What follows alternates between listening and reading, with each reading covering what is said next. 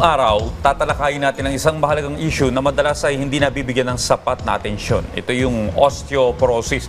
Isang kondisyon na unti-unting nagpapahina sa ating mga buto at nagpapataas ng panganib ng pagkabali. Yan nga, Audrey, upang magbigay linaw at tips kung paano natin mapapangalagaan ang ating mga buto, ay makakasama po natin si Dr. Leo Olarte.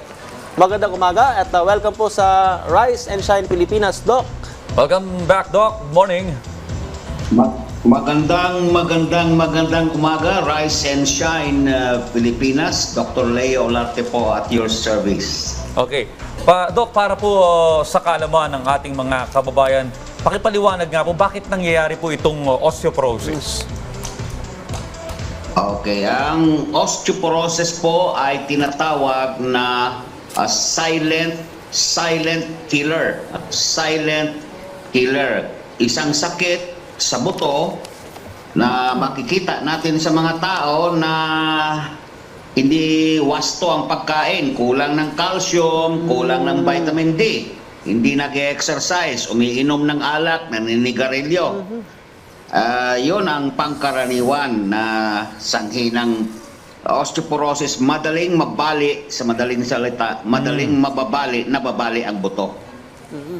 Yun nga, Doc, nasabi nyo na yung mga pangunahing sanhi ng osteoporosis at yung mga lifestyle na maaaring makaapekto po rito. Ano po ba, bakit, Doc, specifically, bakit nakakaapekto yung mga bisyo na ito doon nga sa osteoporosis?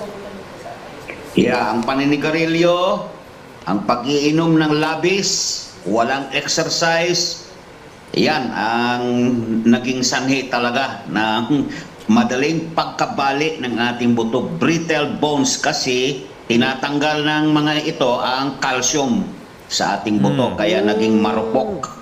Madaling mabali ang ating buto. Mas lalo na pag matanda na tayo, hindi na tayo nagre-regla or postmenopausal, pati sa mga lalaki, ay madaling mababali ang buto pagka ganon tayo.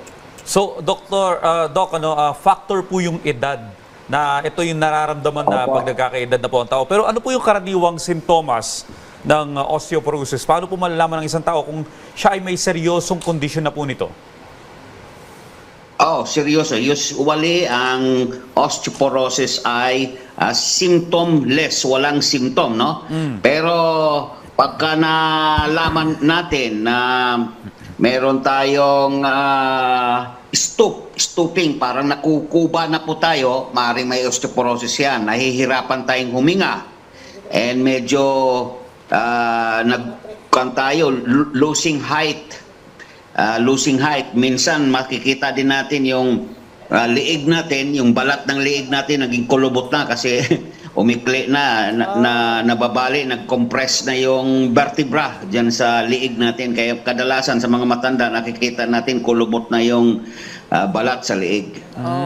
Yun ang mga symptoms. Pero, Doc, anong edad usually na-experience itong ang pagkakaroon ng osteoporosis? Sa mga bata, nag-uumpisa na ang osteoporosis pagka hindi balance yung iyong pagkain, no? Kulang ka ng calcium, kulang ng phosphorus, walang vitamin D, walang vitamin C. Edad, nag-uumpisa pa lang, bata na, mayroong tinatawag na idiopathic juvenile osteoporosis. And sa atin, karamihan pagka senior citizen or postmenopausal, hindi na nagre-regla yung ating mga kapatid na babae or sa lalaki, mababang testosterone,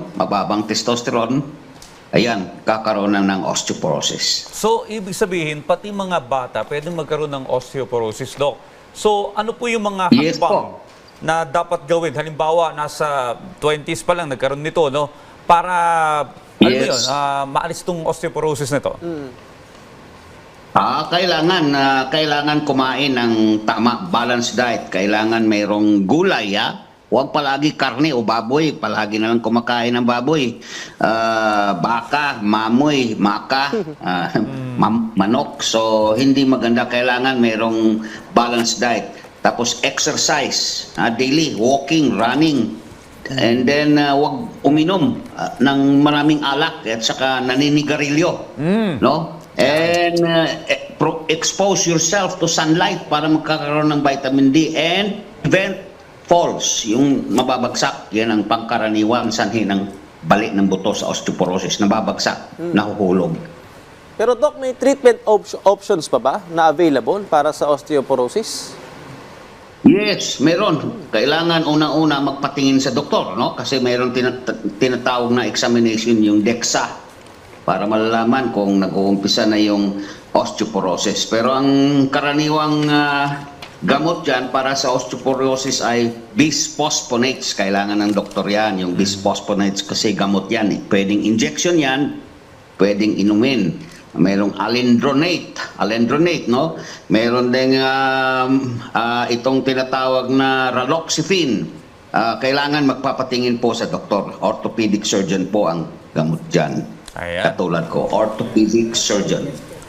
Alright, maraming salamat po sa lahat ng impormasyon na ibinahagi niyo sa amin ngayong umaga. Patungkol po sa bone disease na osteoporosis, Dr. Leo Olarte, maraming salamat po.